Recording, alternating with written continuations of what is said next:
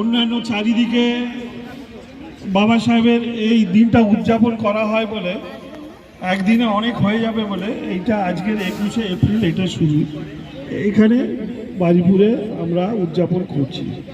যাই আমরা যখন স্কুলে বা কলেজে পড়তাম তখন বাবা সাহেবের নাম গন্ধ আমরা কিছুই জানতাম না, বা আমাদের অভিভাবকরা কোনোদিনই জানাননি, এবং আমাদের পাঠ্যপুস্তকে অন্যান্য মনীষীরাদের অনেক জীবন কাহিনী ছিল, কিন্তু বাবা সাহেবের কোনো নাম ছিল না। যখন মেডিকেল পড়ি এবং মেডিকেলে গিয়ে আমাদেরকে বা আমার মতো অনেকগুলো ছেলে খুব হেনস্থা হতে হয়, হেনস্থা এমনকি আমাদের টিচারদের কাছেও আমরা খানিকটা মানে বেইজ্জতি হতে হতো। যাই হোক, তার সেখান থেকে আমরা খুব মানে হীনমন্যতায় ভুগতাম এবং মনে মনে ভেবেছিলাম যে এই সংরক্ষণের ব্যাপারটা কে করলো, কে আমাদের পিঠে এই সংরক্ষণের স্ট্যাম্পটা লাগালো। পরবর্তীকালে এই নিয়ে আমরা কয়েকজন মিলে আমরা বইপত্র কিছু জোগাড় যন্ত্র করতে শুরু করলাম। তখন কোনো বইও ছিল না, রঞ্জিত সিকদার বাবুর কিছু চটি চটি বই ছিল, বাবা সাহেবের রচনাবলী বাংলা অনুবাদ করা, সেইগুলো আমরা সংগ্রহ করলাম, করে আমরা সবাই মিলে পড়লাম এবং পড়ে আমাদের তো চোখ খুলে গেল। আমরা দেখলাম যে আমরা তো পাওয়া উচিত না, সংরক্ষণ তো অন্যদের দেওয়া উচিত, যারা সংখ্যায় কম, যারা সারা ভারতবর্ষ চালাচ্ছে। যাই হোক, এরপরে আমরা শুরু করলাম আমাদের যে এসসি এসটিদের বিভিন্ন জাগৃতি বা সমাজ জাগৃতি বিভিন্ন অনুষ্ঠান, এবং এই অনুষ্ঠান করার জন্য আমরা বিভিন্ন জায়গায়, বিশেষ করে আমরা দক্ষিণ 24 পরগনা জায়গায়, তোমরা শুধু বিরাট পরিশ্রমে এই ধান চাষ করবে, মাছ উৎপাদন করবে, হাঁড়ি তাঁতি মুচি ডোম এইসব কিছু করবে, তোমাদের এইসব কাজ করলে, এবং ব্রাহ্মণকে সবকিছু দান করবে, এই হলো তাদের কাজ। এই রিজার্ভেশন ভোগের জন্য আজকের আমরা ব্রাহ্মণ সমাজকে সামনে দেখছি, নতুবা অন্য কোনো কারণ নেই। সুতরাং ব্রাহ্মণদের সংরক্ষণ বিষয়টা জানা দরকার। তো যাই হোক, এবার বক্তব্য রাখবে শিবানী বৈরাগী মণ্ডল, তার বিষয় হলো নারী। যাদেরকে বলা হয় এসসি এসটি ওবিসি, কিছু মানুষ জেনারেল হয়ে গেছে, তারা নিজেদের অস্পৃশ্যতার ছোঁয়া লাগাবে না বলে তারা জেনারেল হয়ে গেছে, তারা এখন বলে আমরা জেনারেল। কিন্তু আমরা জানি 85% মানুষ এবং তার বেশি হবে তারা হলো বহুজন সমাজের মানুষ ভারতবর্ষে, যাদেরকে বলা হয় মূল নিবাসী। মূল নিবাসীটা একটু আমি ক্লিয়ার করে দিই আগে। মূল নিবাসী হলো প্রাইম বা প্রিমিটিভ, যারা অনেক হাজার হাজার বছর ধরে আমাদের ভারতের নাগরিক, হাজার হাজার বছরের হরপ্পা সভ্যতার আমলের সভ্যতা আমাদের সভ্যতা। আমরা যদি পৌণ্ড হই তাহলে পৌণ্ড সভ্যতা 6000-এরও বেশি আগে, যেটাকে বলছে সিন্ধু সভ্যতার সময়কার। তারপরে এই যে আদিবাসী, যাদের বলি আমরা এই যে আদিবাসী বন জঙ্গলে থাকে, তারা 65,000 বছর আগে থেকে আমাদের ভারতবর্ষের নাগরিক। ভেবে রাখুন তারা আজ কোথায়, তাদের জায়গা কোথায় চলে গেছে।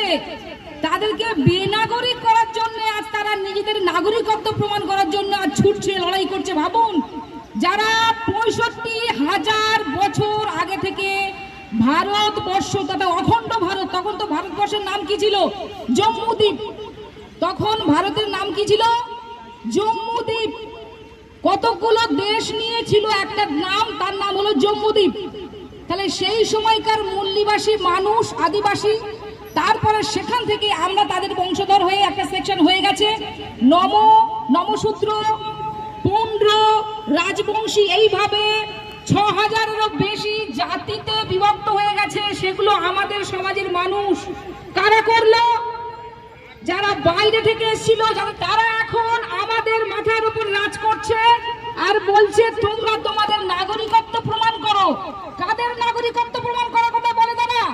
যারা 65,000 বছর আগে থেকে এসেছিল, তারা বিভিন্ন জাতে বিভক্ত হয়ে গেছে।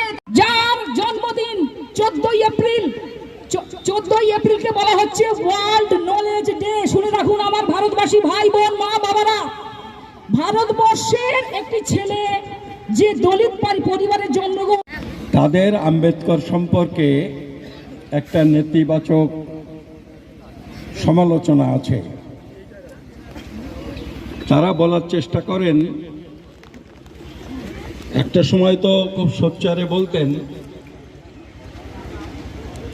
এখন খুব সোচ্চারে না বললেও তারা এখনো সেই মত পোষণ করেন যে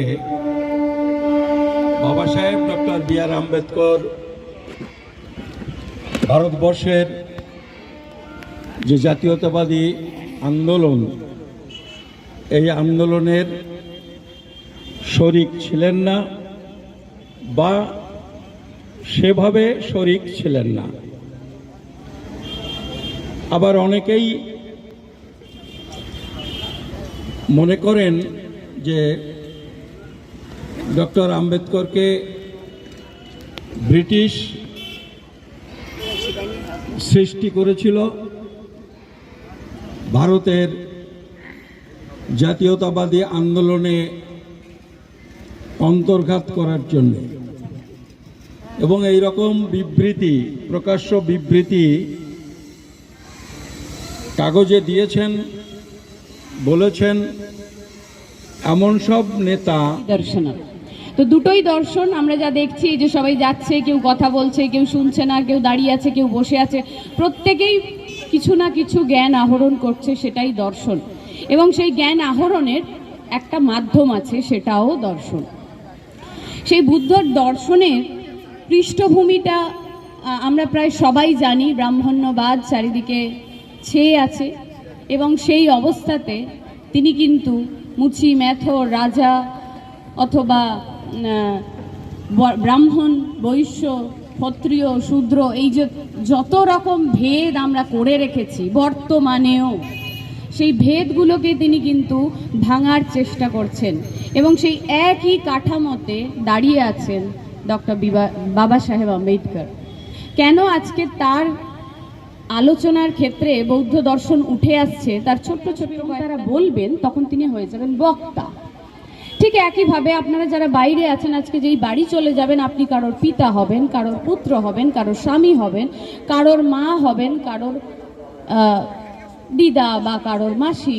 এইভাবে আপনি আপনার ধর্মটাকে কিন্তু পরিবর্তন করেন প্রতিনিয়ত। কিন্তু যে সম্প্রদায়কে আমরা রূঢ় অর্থে, ধর্মের অর্থে প্রয়োগ করে দিয়েছি এবং প্রতিদিন লড়ছি, প্রতিদিন খবর দেখছি, প্রতিদিন সেই খবরগুলোকে নিজেরা বানাচ্ছি এবং আনন্দ সহকারে আরেকজনকে বলছি।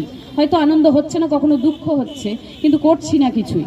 আমাদেরকে ভাবতে হবে বুদ্ধের দর্শন হলো সেইটাই, যে দর্শনে এই ধর্মের কথা বলা হচ্ছে, যে ধর্মে কোনো ভেদ নেই, যে ধর্মে বলা হচ্ছে তুমি যেই মুহূর্তে মনকে ময়লা করলে সেটাই হলো তোমার অধর্ম, যেই মুহূর্তে তুমি রাগ, দেশ এবং লোভ, মোহকে জন্ম দিলে সেটাই হলো তোমার অধর্ম, যেই মুহূর্তে তুমি অহংকারকে উৎপন্ন করলে সেটা হলো তোমার অধর্ম।